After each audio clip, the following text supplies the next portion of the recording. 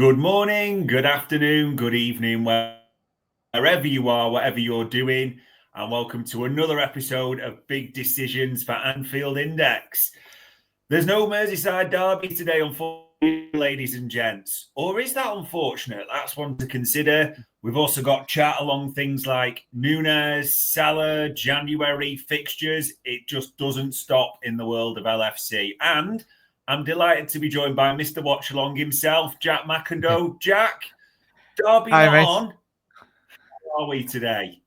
Not too bad, Dave. Thank you very much for having me on this morning. Anyway, I do appreciate it. And Reds, hope you're all well. Yeah, gutted, mate. I think obviously I love me watch alongs, mate, and obviously, especially on Anfield Index, unbeaten so far this season. Long may that continue, hopefully, mate. But yeah, disappointing. As we said, just in the green room before coming on here, like I personally would just much rather we'd have the points won than obviously the game in hand, really, because obviously you just allow a bit more pressure on the likes of Arsenal and City, mate. But we'll cross that bridge when it comes to it, mate. And I'm pretty sure, hopefully, fully confident we'll get the results in the end when it is that game does come around the corner. Yeah, whenever that may be. And ladies and gents, that's the first big decision on the docket. The derby's off. What is the impact on Liverpool? Now, Jack, we always like to probe, we like to prod a bit on this program as well. That's why we call it Big Decisions. And I know we get the emotional side. You want to play the derby. You want the points on the board. There's no debate about that at all. You mentioned McAllister there as well. Obviously, he should be available because he'll now miss Girona in the Champions League and Fulham in the Premier League for his domestic suspension.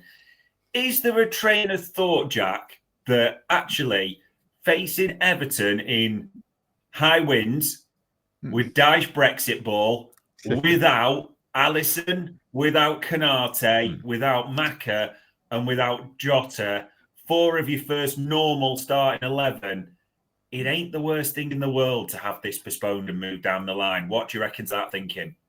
No, you're spot on, mate. And I think the majority of us Reds, like when you look at it, hindsight is a wonderful thing, mate.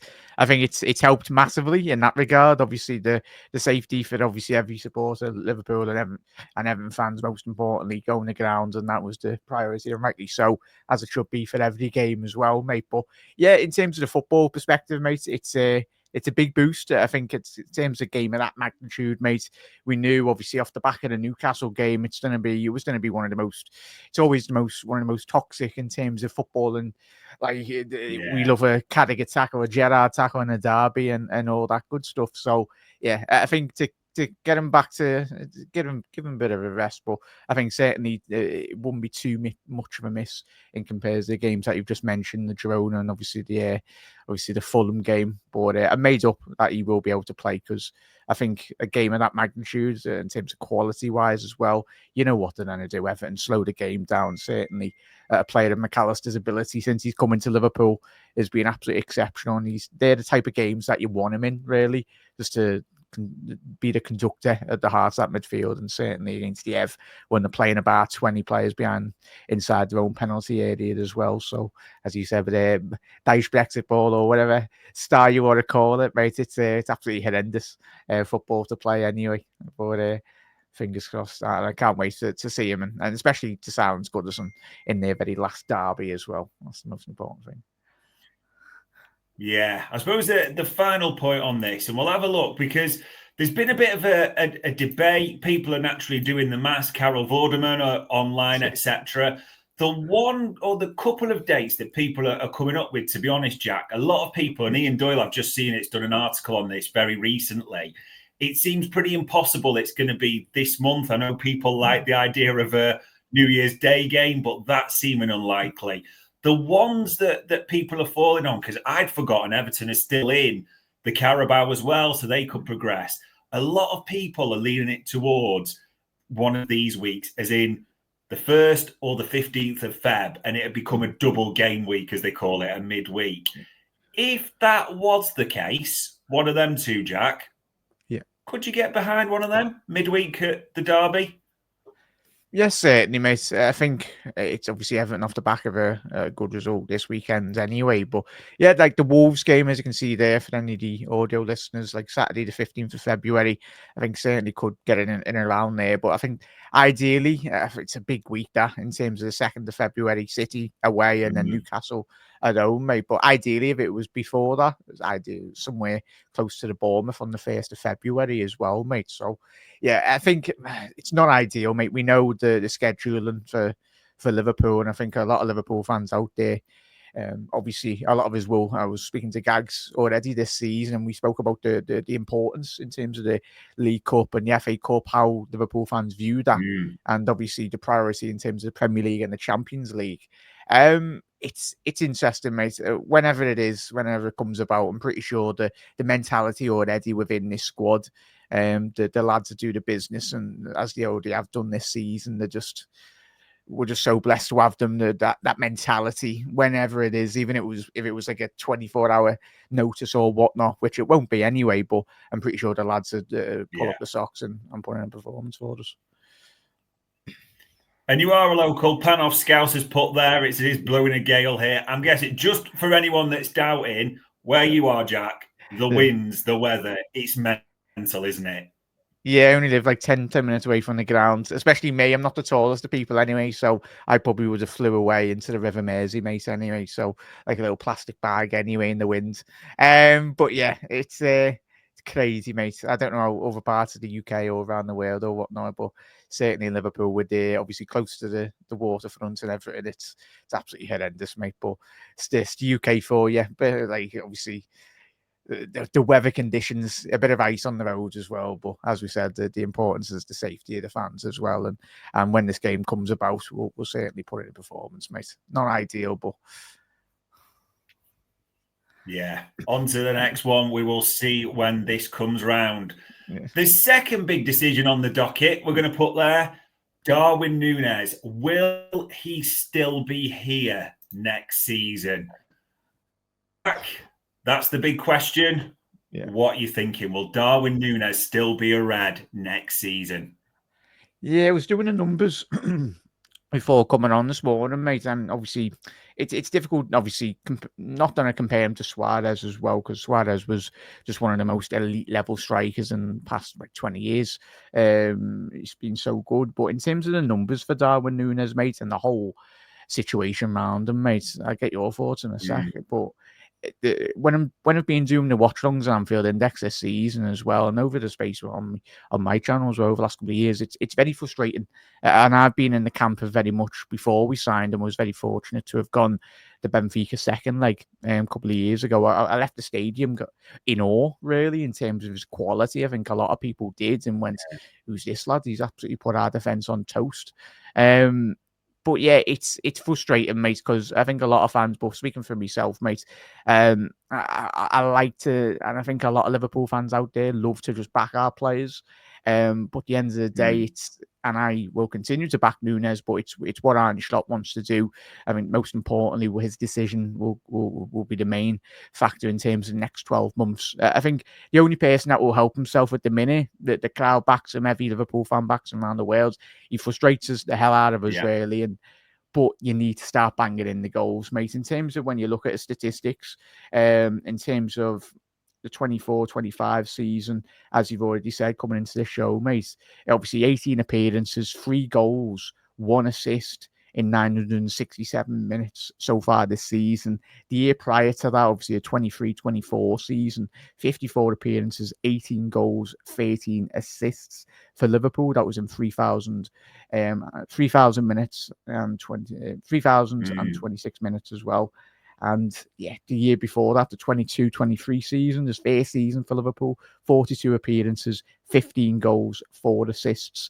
And we're very blessed, Dave, in terms of, as we know, and Liverpool fans, with legendary strikers at this football club. The penny needs to drop, and I've been saying this for every season, mate. How do you feel in terms of Darwin? It's frustrating, isn't it? I think, to be fair, every corner we think we've turned with Darwin, it kind of goes backwards. And like you said there, like just on the surface, the numbers, 967 minutes, 5 goal contributions. It isn't the best, especially when you think what he did last season. We shouldn't ignore what he did last season at the same time. There has actually been, you've got to be fair on this, Jack, good weeks when you look at the dates. I mean, you forget he did get the winner against Leipzig, and that dovetailed with probably his best week because he was brilliant when he came on in that Chelsea win, and he got the assist, didn't he, for Salah's equaliser against Arsenal away. So there's been good weeks. There have been good performances. That goal against Villa was a brilliant goal. There's no two ways about it. So you can't just say it's all one-way traffic. Here's the kicker, though. He misses 2 big chances against Aston Villa. I mean, the Bologna game, he was pretty abject. I think he ends up with talking stats like 33% passing conversion. I mean, that's... And the other Newcastle, it just felt like we're going backwards again. I mean, the miss, the general lack of link-up play. So that goes on the docket against him. And the other thing, and I did want to ask you about this, obviously, he was playing a certain style under Jurgen Klopp in the previous regime. Now Arne Slot's come in, and it does. We've got to be fair. We've got to be balanced on this. It's looking like he wants a completely different type of striker. Or if he doesn't, he's getting Nunez to operate in a very different way. And there's just that question mark as to whether he sort of adapts or goes in there.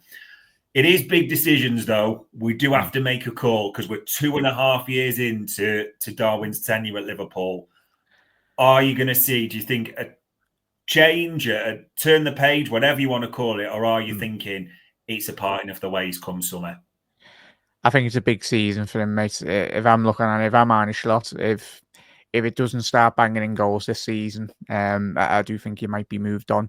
Mainly in terms of Arne Slot, mate. Obviously, Arne, in terms of his impact, every Reds already spoke about, he needs to bring in his own type of play you've alluded to. Obviously, the Lucho Diaz, his own. It's interesting in terms of the adaptability between Gakpo through the middle sometimes, but mainly off the left flank. But Luis Diaz this season has been absolutely exceptional, mate, Annie, in terms of how he's been utilised in that centre forward role, striker role for Liverpool. So it is interesting, mate. But in terms of resellability, there is a lot of resellability. I know a lot of Liverpool fans out there do say, oh, we won't get enough. But I think in terms of how he's portrayed in European football outside of the Premier League, I think there's a lot of admirers, certainly. And if he become available on the market, I think certainly a lot of clubs within the continent would very much snap him up. I could easily see us getting 40, 50 million. A lot of Liverpool fans or even rival fans would very much scoff at that and laugh. But certainly I think Liverpool have done the business really well in previous seasons in terms of our selling of players. And I think certainly, but we all want Darwin to very much start banging in the goals, but there will have to come at points and time. As every Liverpool fan, as we know, we've watched many great strikers, but certainly the only person that's going to help himself in the end is going to be Darwin Nunez, and certainly his teammates will do his best. But when you've got Salah putting balls on the plate, when you've got Diaz putting balls on the plate, but you alluded to that Newcastle chance, David, that is just... He was getting into the position, and then for some bizarre reason, he just stopped for like 0.5 of a second anyway. And it's just like, and even last season as well, when we needed him the most, I think it was the Bournemouth game away or the Luton game as well, where he missed. He can bang in a 30-yard screamer, but miss a 5-yard chance. And it's like, sometimes that's football, but come on, you're a striker for Liverpool. And I think that goes to every forward for Liverpool. You're playing... this shirt weighs so heavy, as we know, but sometimes you just got to put your head down and just focus and kind of block out the outside noise as well. Like, I know it's difficult in the modern social media world as well, but just block out the noise, focus on your football, and you're getting backed by everyone at the football club, me included as well, mate. But come on, Darwin, start banging in the goals. Yeah, it does feel either way. Like this summer is a pinch point. Like you said, we generally don't know deep down if he is an Arne Slot player. I mean, the regime that have come in, Michael Edwards, Richard Hughes, we've seen those stories in the media. We know he isn't a type of signing they've made it clear they would have done. So unless something changes, and like you said, it comes down to stats, unless we start seeing that goal column ratcheting up, it's hard to see a long-term future for Darwin Nunez at Anfield, but we'll have to see it that. So there we go, ladies and gents. big decision to take. And Jack, big decision number 3, Mo Salah. We all adore Mo Salah. This is, there's no doubts about that at all. This came up about 5 days ago that from Simon Hughes, from The Athletic, Mo Salah would accept a new 1-year contract to Liverpool, but is growing increasingly at the club's handling of negotiations. So, I mean, we'll get the basic stuff out of the way before we all discuss him in depth. We're desperate for Mo Salah to say. We're talking about the best player in the world for us, an elite talent, no doubts about it at all. This is dragging on. It ain't long until January and that pre-contract can be signed with overseas club. Jack, Mo Salah a year, get it done, yes or no? 100%, mate. I know you've done numerous shows this week as well, over the last couple of weeks, mate, as well, haven't you, debating it? And I think it's frustrating. It's absolutely frustrating because every Liverpool fan in world football, the way I analyse this, mate, and I think a lot of Liverpool fans similar to you, I don't know, you let me know in a sec, mate, is you look in the market in terms of European level, it's cheaper to sign him to a new 2-year deal than it is to very much go out, scour Europe and very much look to recruit 2-3 players. Obviously, wages-wise might be a bit cheaper, but I think the numbers he's doing, mate, he's a phenomenon, really, in terms of what he does, not just on the pitch, but off the pitch as well, in terms of the great work he does.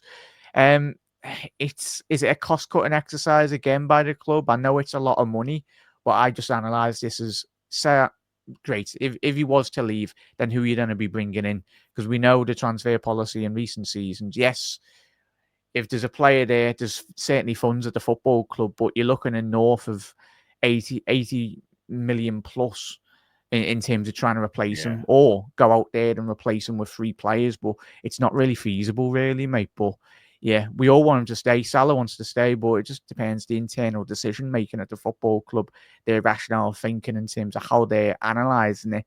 But I don't foresee a drop off in the future, mate, in terms of, even if he was to drop off 15, 20 yards of his pace, David, I don't, like, you could still look at his creativity numbers in terms of, as you'll go through in the segments, his numbers are getting better from a playmaker perspective, certainly, and for me, he's just got so much to give to this football club, mate.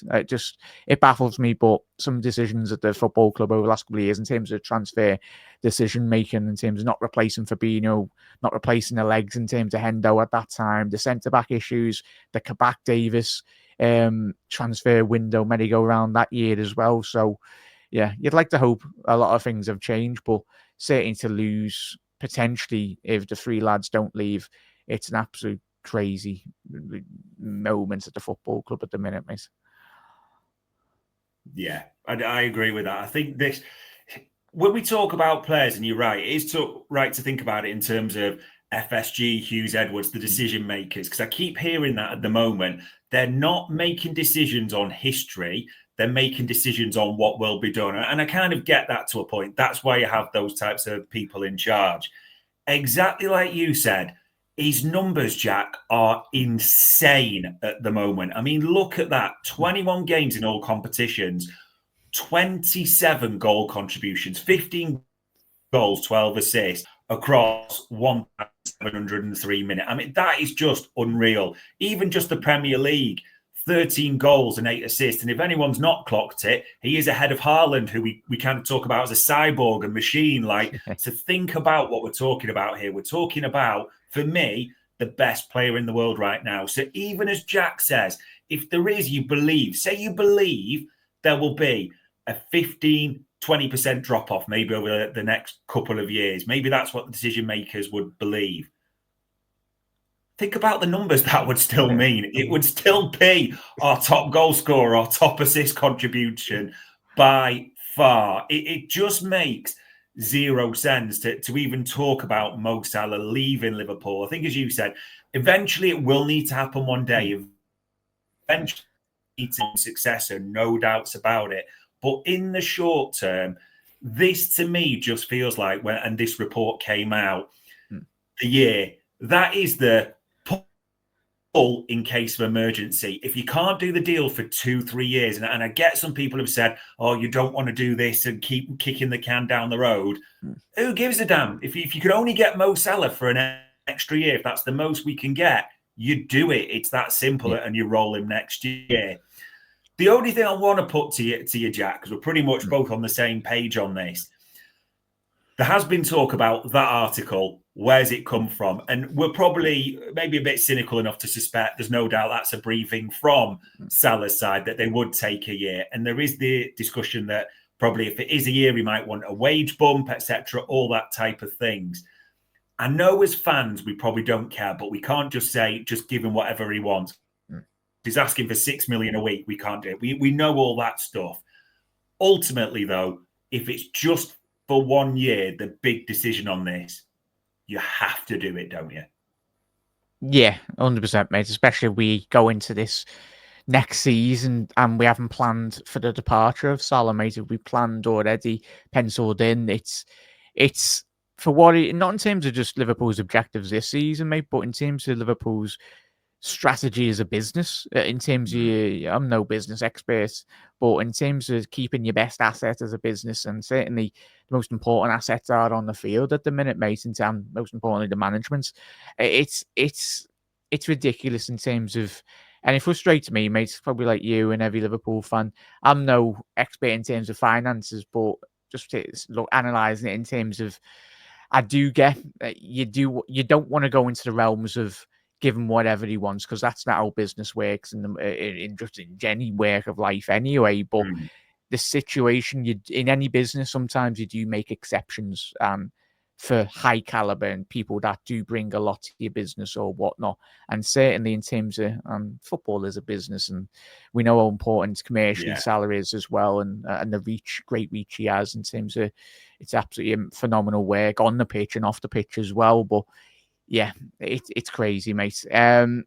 He's the modern day. I don't know how you feel, mate, but a lot of Liverpool fans. I wasn't blessed to have grew up in the era of Kenny Dalglish, and obviously Ian Rush and the Keegans as well. But you do look at this, and we all remember that Gerrard interview done a couple of years back, and just saying he's Salah's his favourite player, his son, as Gerrard's son, saying he prefers you after me as well, and he's made a lasting impact, mate. I'd love an ideal world for Salah just to retire at Liverpool, mate.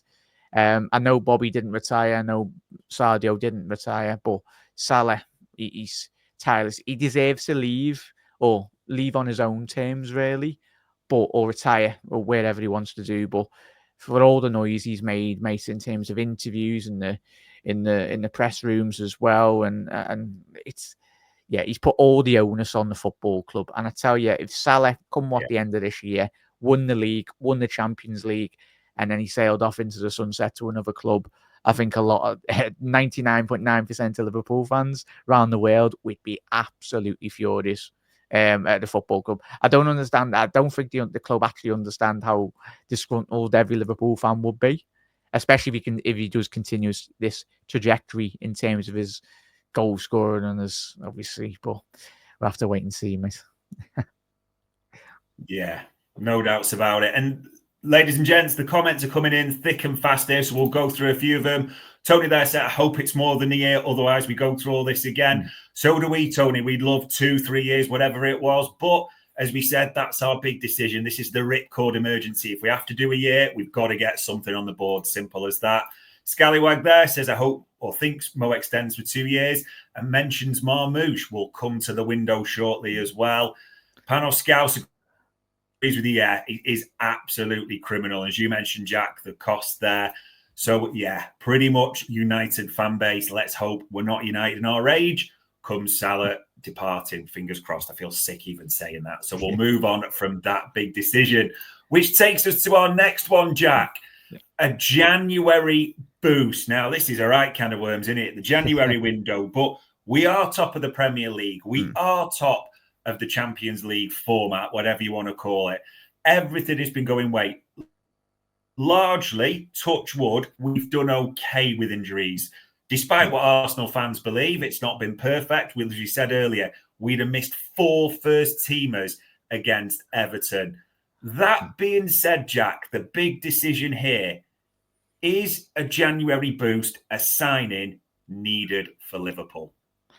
Certainly, mate. I think hopefully, mate. Well, I think coming into this year, don't know how you feel, mate, or a lot of Liverpool fans out there. I was thinking for myself, I was banging on the drum saying, "Oh, we needed X, Y, and Z players in terms of some midfield reinforcements," and Arna's just come in and just absolutely dominated the league. And it's like, oh, sounds. Yeah. I think the remit for the most high elite level managers has come in, get the best out of your players. Fundamentally, I think the next couple of months will certainly going into the January window.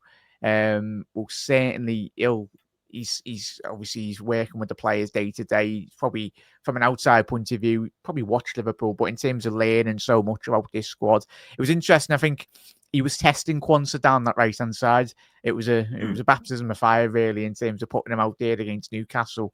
He did struggle, but I think obviously Arna, like in any life, you just go out there and try and see what you can do down that right hand side as well. But it's for me, and I think, don't know how you feel, David, is in terms of the quality in McAllister and Gravenberch, if they were to get injured, then you're relying on the likes of Morton and Endo. And I don't think in terms of them coming in, making the impact. I know obviously we're going to get onto Tyler Morton in a little second as well, mate, but it's go out there and get two 30, 40 million pound players. It's not just for, and this just goes to pre-planning as well, though, David, in terms of look at the contract situation that we just discussed. We need to be pre-planning 2-3 years ahead. That would be ideal. We know sometimes players' availability in the transfer market, but we're Liverpool Football Club. We know how to act in the transfer window. If we want a player, we should go and get them. And like with Zupimendi, last 12 months, if he didn't want to come to Liverpool, then sounds. And if he turns around in January and says he wants to come, then depends if Arne Slot has him. That obviously we tried to sign him, mate. But in terms of if he changes his mind, how would you feel if Zupimendi would change his mind, mate? I don't know. It's interesting. It's a weird one. And listen, the comments are flying in trying to keep up with this because Gallywag does reckon we approach Zubimendi, which will be interesting. January, maybe a view to signing him in summer. So we'll see if that gets locked up early. Tony reckon a signing would be great, but getting the 3 extended would be bigger there. There's a couple of things on that for me. A signing would be great, but the big 3 extended. I almost feel a little bit at times we've been conditioned in recent windows because it's that bad that you can't have one without the other. Like, by the way, other clubs can renew and sign players at the same time. It's not just Liverpool. Seem to have been almost, I want to say gaslighted, maybe that's the wrong phrase, but it does seem like the two have had to be separated. They can be exclusive that way. You know, we should just think about it in that sense. Scallywag, as you made a point about Zubimendi, the thing about Zubimendi is the unique position he has. He is the only player, Jack, we know for definite, that Arne Slot wanted. The rest is a lot of speculation, rumours, and we all like doing that. But he is the only player we know that Arne Slot wanted in his team. The thing that I have is really bugging me deep down, which, see if it's the same for you. There's no guarantee next season, which we might wait for Zubimendi till then, and I've seen that coming up. There is no guarantee come next season we will be in anything like the position we're in. There's no guarantee, as we talk this second, we will be 7 points clear in December in the Premier League. As that table is showing there is no guarantee that we're going to have a perfect record in the Champions League as well. They always talk about make sure you reinforce from a position of strength. That's how the best business is done. Is there that bit of you, Jack, thinking, well, if they're not going to do it now, are they going to do it? And if they don't do it, are we going to regret this come the end of the season? Potentially, mate. We know how important Champions League revenue is. Of course, as you said, mate, I think we can go into this when I think top 4 was the priority. I know Arne's comments, obviously, he's risen the expectation again in terms of the drop off, in terms of we all anticipated to come into this season. We thought it'd be a top 4 battle. But as you said there, mate, there will be bad results along the way this season. We are important that, as we know, most Liverpool fans, we're not going to panic. We know this is part of the learning curve, like it was with the Forest. We learned so much with that. The Newcastle game, frustrating as it was, the lads and the manager learned so much. Yeah, we need to, mate. I think in terms of going in, not just we can't just think as this season as well, though, Dave, in terms of going into next season and beyond. And certainly Yeah, that's what the transfer strategy lads will be thinking. So, yeah, it's a big task, and even possibly left back as well. I still think post and Andy Robbo era at Liverpool, whether Costas does go or what happens with there, I think there's still a lot of. It just gives Arne the best. I want to see like Overs, mate. I want to see Arne have the best possible chance, and especially when you got the likes of Salah at the prime of their career, the back end, Van Dijk, all of our players in their prime. I want them to win more Premier Leagues and more Champions Leagues. I'd love Salah to win a Ballon d'Or. I think we all would. To certainly, we all know we love him to bits, but in terms of the European viewpoint, Salah's been. I can't believe Salah sometimes for every season is sometimes not even in discussion of one of the world's best players. He just doesn't get nominated, which is crazy considering the numbers and the output and how much he works for his football club as well. So.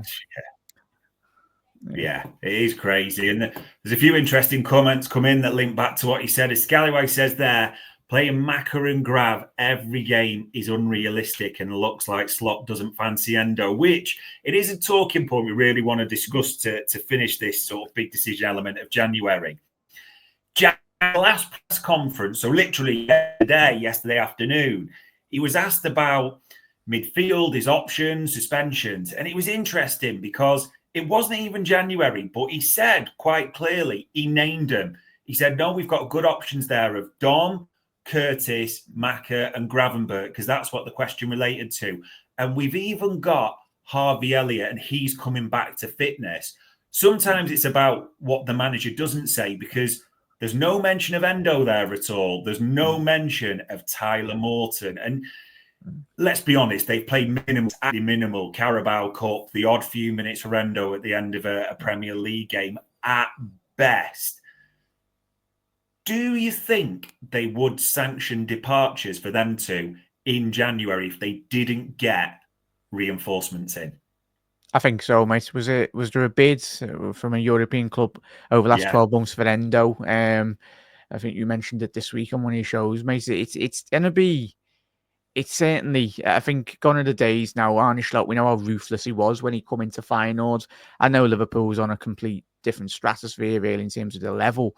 But if he wants to bring in his players, Arne Slot would have been under the influence in terms of his first interview, his very first interview, and the reassurance as a manager was, am I going to get funds to very much imprint my philosophy into this squad as well and bring my type of players in. He was already coming into one of the strongest sides in European football, as we know. He's probably laughing his head off going, Jurgen's left me this squad, and certainly what he can do, certainly we're seeing already this year, mate. But yeah, he needs to stamp his authority on the squad in terms of bringing players in. How that will look and how that will transpire in the next 12 months, fingers crossed. But the football club can't be going into transfer windows.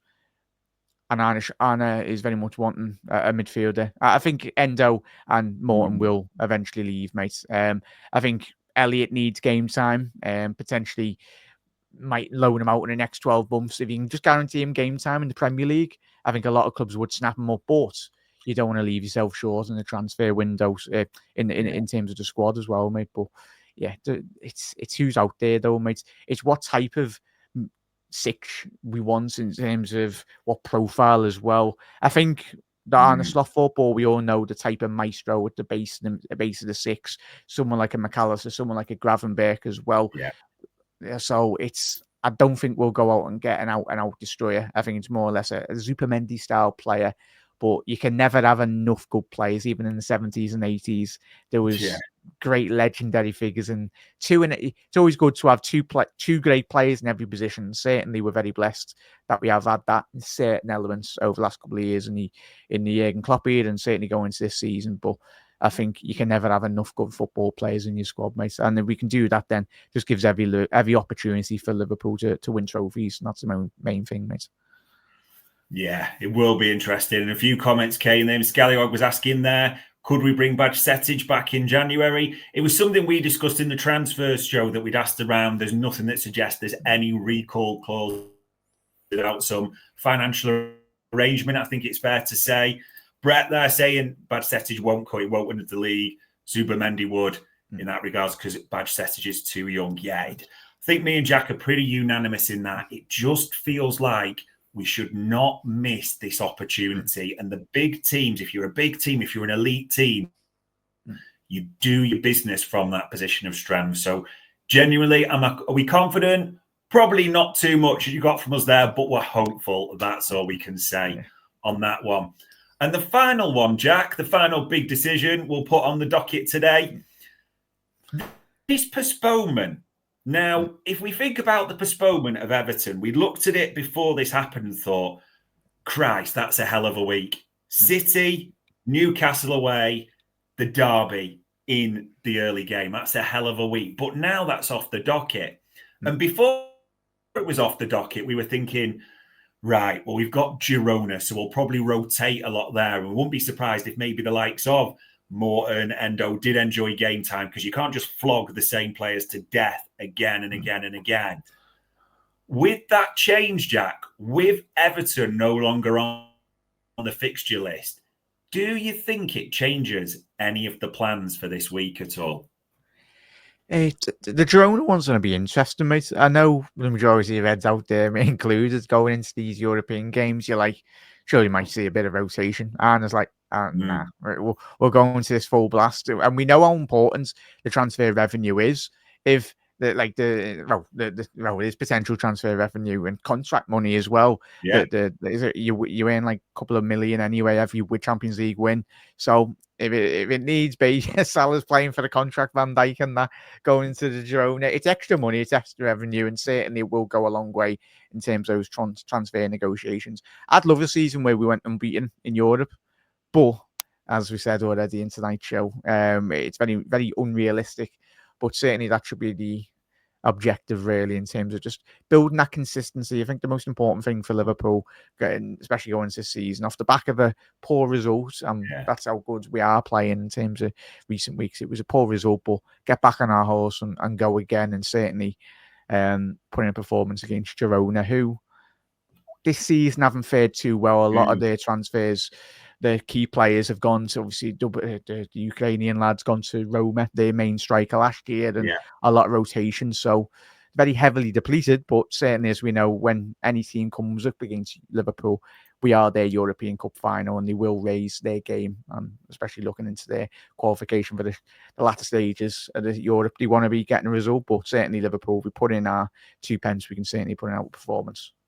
And, Yeah, I'd be hopeful with that as well. And it's interesting because if you do win that Girona game, and my gut is telling me this is going to see changes, that you might have seen more rotation, a few rested. I think he might be thinking now, right, Everton, not a bad postponement. Actually, if you can get this one done and you beat Girona, that's 18 from 18 in the Champions League. Ridiculous. That's guaranteed. It's insane even saying that, but that's guaranteed top 8, and that's weird even saying that, isn't it? But that means you are not playing the 2-leg qualification tie with the rest. So I think you may maybe see people taken off around the hour, but I think you're going to see a strong side, and then the players are fresher going into that. What I'm thinking, Jack, and this is probably the final one we'll put on the docket because the comments are flying in thick and fast. This one, Southampton Carabao.